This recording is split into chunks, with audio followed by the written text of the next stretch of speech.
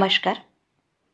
मी प्राध्यापिका डॉक्टर शुभांगी राठी, भुसावळ येथील श्रीमती पककोटेच्या महिला महाविद्यालयात राज्यशास्त्राची प्राध्यापिका म्हणून मागील 34 वर्षापासून कार्य करीत आहे. मित्रांनो, सध्या या कोरोनाच्या परिस्थितीत परीक्षा ऑनलाईन पद्धतीने ऑफलाईन पद्धतीने घेण्याच्या संदर्भात जो विचार आहे त्या दृष्टिकोनातनं बहुपर्यायी प्रश्नांचा आपण विचार करत आहोत. आजच्या या भागामध्ये आपण संविधानावर आधारित मूलभूत हक्काचा जो भाग आहे या मूलभूत हक्काच्या संदर्भात वेगवेगळे प्रश्न अभ्यासणार आहोत.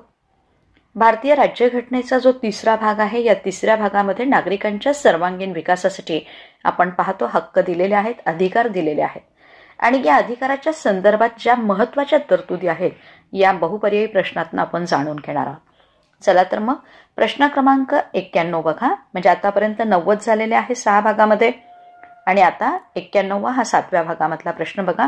टिंबटिंब असे अधिकार जे व्यक्तीच्या जीवनास परिपूर्णता निर्माण करून देतात. म्हणजे असे अधिकार आहेत की जे व्यक्तीच्या जीवनाला परिपूर्णता निर्माण करून देतात. म्हणजे dash dash the rights that make a person's life perfect. कोणता अधिकार आहे? ए बघा मूलभूत अधिकार, बी माहितीचा अधिकार, सी मार्गदर्शक तत्वे म्हणजे डायरेक्टिव्ह प्रिन्सिपल्स आहे की यापैकी नाही नन ऑफ दिस. तर मित्रांनो बरोबर आहे. मूलभूत अधिकार जे असतात ना, मूलभूत अधिकार असे अधिकार जे व्यक्तीच्या जीवनास परिपूर्णता निर्माण करून देतात आणि म्हणूनच आपल्या भारतीय राज्यघटनेमध्ये पूर्ण एक तिसरा भाग आहे जो मूलभूत हक्काशी निगडित आहे. ओके. प्रश्न क्रमांक 92 बघा. या ठिकाणी डॅश डॅश मुख्य उद्देश व्यक्तीचे संरक्षण बघा. म्हणजे कशाचं मुख्य उद्देश आपल्याला बघायचे? व्यक्तीचं संरक्षण करणं आणि व्यक्तीचा विकास करणं. म्हणजे आता इथे आपण पाहतो खाली जे पर्याय दिले, the main purpose in the protection म्हणजे is the protection and development of individual आहे ना. प्रत्येक व्यक्तीचं संरक्षण पण करायचं आहे, विकास करायचा आहे. मग या दृष्टिकोनातून आपण जर बघितलंय तर इथे पर्याय बघा मूलभूत अधिकार, माहितीचा अधिकार, मार्गदर्शक तत्वे यापैकी नाही. मित्रांनो पुन्हा उत्तर काय आलं? मूलभूत अधिकार याचा काय मुख्य उद्देश आहे? व्यक्तीचं संरक्षण पण करायचं आहे आणि व्यक्तीचा सर्वांगीण विकास घडवून आणायचा. कारण आपण लोकशाहीचा स्वीकार केला. लोकशाहीमध्ये प्रत्येक व्यक्ती महत्त्वाची आहे आणि त्या व्यक्तीचं संरक्षण पण करायचं आहे आणि तिचा विकास पण करायचा आहे. म्हणजेच देशाचा विकास होणार आहे. म्हणून त्या दृष्टिकोनातनं कुणाला महत्त्व प्राप्त झालं आहे? मूलभूत अधिकाराला. म्हणून अधिकार स्पष्ट करण्याचं कारण मुख्य उद्देश काय होता? व्यक्ती संरक्षण आणि विकास म्हणून पर्याय ए. ओके. यानंतर प्रश्न क्रमांक 93 बघा. त्या 93 प्रश्नामध्ये टिंबटिंब ही भारतीय संविधानातील मूलभूत अधिकारांची सनद आहे.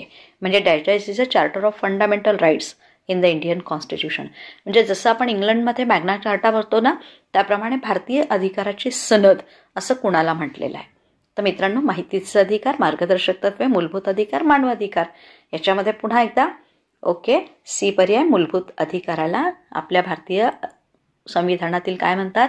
मूलभूत अधिकारांची सनद. म्हणून इथे पर्याय क्रमांक सी फंडामेंटल राईट्स. क्रमांक 94 बघा. खालीलपैकी भारतीय संविधानाने प्रदान केलेले मूलभूत अधिकार कोणते ते सांगा. म्हणजे इथे खाली आपल्याला काही अधिकार दिलेले आहेत. म्हणजे state which of the following are the fundamental rights conferred by the constitution of India. म्हणजे आपल्या इंडियन कॉन्स्टिट्यूशनमध्ये कोणते अधिकार प्रदान केले? आता इथे आपल्याला अधिकार माहिती पाहिजे. किती अधिकार आहेत? जेव्हा कॉन्स्टिट्यूशन एस्टॅब्लिश झाली तेव्हा 7 होते. ॲट प्रेझेंट पोझिशनला ते 6 आहे. म्हणजे जेव्हा कॉन्स्टिट्यूशन म्हणजे भारताची राज्यघटना बनवली तेव्हा 7 अधिकार होते. पण एक जो संपत्तीचा म्हणा किंवा मालमत्तेचा जो अधिकार आहे ना तो आता इथनं काढून टाकलेला आहे. म्हणून आता सध्या किती अधिकार आहे? 6. मग आता इथे जे ते अधिकार दिलेत त्यातलं कोणते अधिकार आहेत बघा. समानतेचा हक्क आहे. यस, कारण आपण पाहतो भारतीय राज्यघटनेचं 14 ते 18 कलम जे आहे समानतेच्या अधिकारावर आहे. स्वातंत्र्याचा हक्क आहे तो कलम 19 ते 22 मध्ये आहे. शोषणाविरुद्धचा हक्क 23 आणि 24 मध्ये दिलेला आहे. म्हणजे याचा अर्थ हे सर्व आहे. म्हणून वरील सर्व हा पर्याय बरोबर आहे. उत्तर डी येणार. ओके. प्रश्न क्रमांक 95 बघा. भारतीय संविधानाने सुरुवातीला प्रदान केलेले मूलभूत अधिकार किती होते? असा प्रश्न आहे. इथे आपल्याला what were the basic rights granted in the starting by the Indian constitution असा हा प्रश्न आहे. आत्ताच आपण बघितला सुरुवातीला किती होते? 7 राईट्स होते. म्हणून उत्तर काय येणार? सी. ओके. यानंतरचा बघा प्रश्न क्रमांक आहे 96 मध्ये डॅश डॅश हक्क म्हणजे मूलभूत हक्क म्हणा किंवा कोणता हक्क येतो तो बघायचा आहे. 44व्या घटनादुरुस्तीनुसार मूलभूत अधिकारातून वगळून कायदेशीर अधिकार म्हणून नमूद करण्यात आला. म्हणजे dash dash the right has been mentioned as a legal right excluded from the fundamental rights as per the 44th amendment. म्हणजे 44वी जी घटनादुरुस्ती आहे या 44व्या घटनादुरुस्तीने मूलभूत अधिकारातून कोणता अधिकार वगळला असा हा प्रश्न आहे. यामध्ये आपण पाहतो आपल्याला 7 अधिकार आधी सुरुवातीला होते. त्यामध्ये आपण आताच बघितलं संपत्तीचा किंवा मालमत्तेचा हक्क काढलेला आहे ना, म्हणून धार्मिक स्वातंत्र्याचा हक्क आहे, हा पण आहे, सांस्कृतिक शैक्षणिक सनदशीर आहे, पण मालमत्तेचा हक्क इथनं काढला मूलभूत अधिकारातून. आणि कायदेशीर अधिकारामध्ये त्याला 300 कलमामध्ये आपण पाहतो कलम 300 क म्हणा किंवा अ म्हणा यात समाविष्ट केलेला आहे. म्हणून उत्तर काय येणार डी. ओके. या मित्रांनो प्रश्न क्रमांक 97 बघा. 1931 मध्ये म्हणजे प्रश्न काय विचारलाय 1931 मध्ये कराचीला काँग्रेसचं अधिवेशन झालेलं होतं आणि या काँग्रेसच्या अधिवेशनामध्ये सर्वात प्रथम या अधिवेशनामध्ये मूलभूत अधिकाराची मागणी कुणी केलेली होती आहे ना. म्हणजे in the Congress session held in Karachi in 1931 dash was the first demand fundamental rights in the Congress session. म्हणजे काँग्रेसच्या अधिवेशनामध्ये प्रथमतः मूलभूत अधिकारांची मागणी कुणी केलेली होती असा हा प्रश्न आहे. तर मित्रांनो इथे लक्षात घ्या प्रश्नामध्ये की ए वल्लभभाई पटेल, 2 मध्ये पंडित नेहरू, डॉक्टर आंबेडकर, एम.एन. रॉय.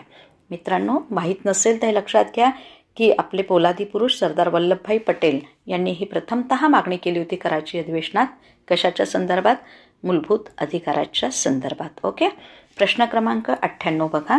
संविधान परिषदेत कोणाच्या अध्यक्षतेखाली मूलभूत अधिकार विषयाची मार्गदर्शक समिती नियुक्त करण्यात आली होती? कारण आपण पाहतो घटना बनवण्यासाठी संविधान परिषद म्हणजे घटना समिती बनवली आणि या घटना समितीमध्ये मूलभूत अधिकार विषयाची एक मार्गदर्शक समिती सुद्धा नियुक्त करण्यात आली होती. म्हणजे a steering committee of fundamental rights was appointed under the chairman of the constitution assembly. कुणाच्या मार्गदर्शनाखाली अध्यक्षतेखाली ही समिती गठीत करण्यात आली होती? ए पर्याय बघा doctor Ambedkar, M N. Roy, C मध्ये सरदार वल्लभभाई पटेल आणि पंडित नेहरू. मित्रांनो बरोबर आहे, सरदार वल्लभभाई पटेल ज्यांनी मागणी केली होती ना त्यांच्याच अध्यक्षतेखाली आपण पाहतो घटना समितीत एक मार्गदर्शक समिती स्टेअरिंग कमिटी, त्याचे चेअरमन कोण होते? सरदार वल्लभभाई पटेल. यानंतरचा प्रश्न क्रमांक 99 बघा. समतेचा अधिकार जो आहे राईट टू इक्वॅलिटीचा, तर हा राईट टू इक्वॅलिटीचा अधिकार भारतीय राज्यघटनेच्या कोणत्या कलमामध्ये समाविष्ट करण्यात आलेला आहे? म्हणजे in which article is the right to equality enrich. म्हणजे आपल्या भारतीय राज्यघटनेचे वेगवेगळे कलम आपण पाहतो. आपल्या भारतीय राज्यघटनेच्या मूलभूत हक्काच्या प्रकरणाची सुरुवात 12 पासून ते 35 पर्यंत आहे, पण हक्कांची सुरुवात मात्र आपण पाहतो की 14 पासून सुरू होतात ते 32 पर्यंत आहे. मग आता इथे आपल्याला काय विचारलंय? समतेचा अधिकार जो आहे हा समतेचा अधिकार कोणत्या कलमामध्ये दिलेला आहे? कलम 14 ते 18, कलम 19 ते 22, कलम 23-24, कलम 25 ते 28. बरोबर आहे. आत्ताच आपण थोड्या वेळापूर्वी पाहिला होता कलम 14 ते 28 कशाच्या संदर्भात आहे? समानतेच्या. म्हणून इथे पर्याय काय येणार आहे? ए. नंतरचा प्रश्न क्रमांक 100 बघा. खालीलपैकी कोणत्या कलमात स्वातंत्र्याचा अधिकार समाविष्ट करण्यात आलेला आहे? मित्रांनो आत्ताच आपण जो बघितला त्यानुसार आपण बघितलं की 14 ते 18 मध्ये कोणता आहे? समानतेचा अधिकार आहे. म्हणजे which of the following clauses included the rights to liberty किंवा राईट्स टू फ्रीडम. इथे आर्टिकल नंबर कोणता येणार आहे? हा स्वातंत्र्याच्या संदर्भातलं कलम 19 आहे. 19 ते 22 आपण पाहतो 6 प्रकारचं स्वातंत्र्य. सुरुवातीला 7 होते, आता सध्या 6 स्वातंत्र्य आपल्याला प्राप्त झालेले आहे आणि हा स्वातंत्र्याचा अधिकार आणि 20, 21, 22 या स्वातंत्र्याच्या संरक्षणासंबंधीच्या तरतुदी आहेत. म्हणून उत्तर काय येणार आहे? बी. बरोबर आहे. प्रश्न क्रमांक 101 बघा. कोणत्या पंतप्रधानाच्या काळामध्ये संपत्तीचा जो अधिकार आहे तो मूलभूत अधिकारातून काढून टाकण्यात आलेला आहे? अशा पद्धतीचा प्रश्न आहे. म्हणजे under which prime minister was the right to property removed from fundamental rights. आता इथे कोण पंतप्रधान होते, कोणाच्या काळात झाला? काळ लक्षात घ्या. कितवी घटना दुरुस्ती पाहिली आपण? 44वी. आता ही 44वी घटना दुरुस्ती केव्हा झाली? 1978 मध्ये. कोण होते पंतप्रधान? लक्षात घ्या. आणीबाणीचा काळ संपलेला होता आणि त्यावेळेस पहिल्यांदा काँग्रेसची सत्ता जाऊन जनता पक्षाच्या हातात सत्ता आलेली होती आणि त्यावेळेस पंतप्रधान कोण होते? साहजिकच बरोबर आहे, मोरारजीभाई देसाई, कारण इंदिरा गांधी यांचा काळ तेव्हा आणीबाणी संपली आणि त्यांना पहिल्यांदाच इथे पराभव काँग्रेसला स्वीकारावा लागला होता. PVN नरसिंहराव हे नंतरचे आहे, राजीव गांधी नंतरचे आहे. 1978 पंतप्रधान कोण होते? मोरारजीभाई देसाई. म्हणून इथे उत्तर काय येणार आहे? सी. ओके. यानंतरचा प्रश्न बघा, 102.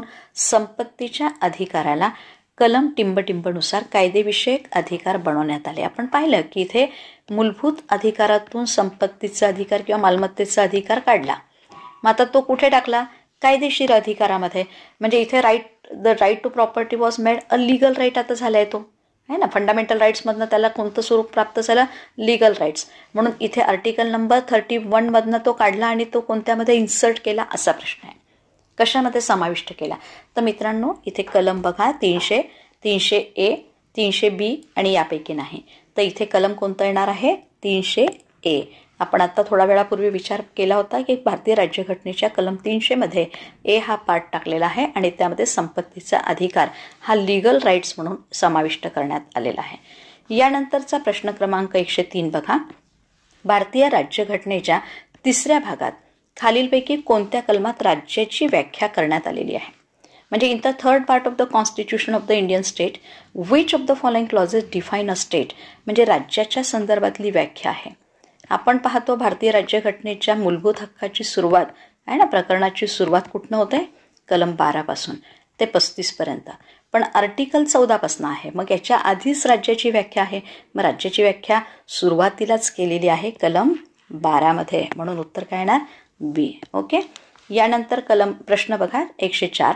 न्यायिक पुनर्विलोकनाचा अधिकार टिंबटिंब यामध्ये देण्यात आलेला आहे. The right of judicial review is vested in dash dash article, आहे ना. कोणत्या कलमामध्ये इथे दिलेलं आहे हे लक्षात घ्या.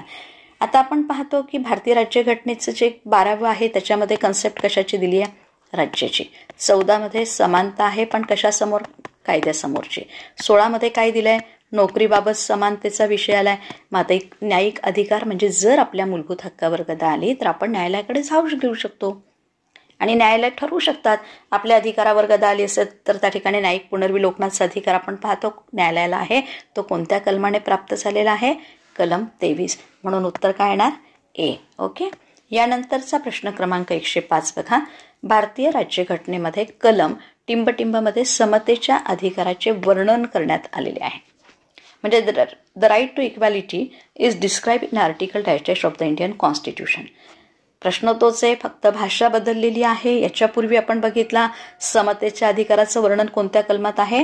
मित्रांनो कलम 14 ते 18.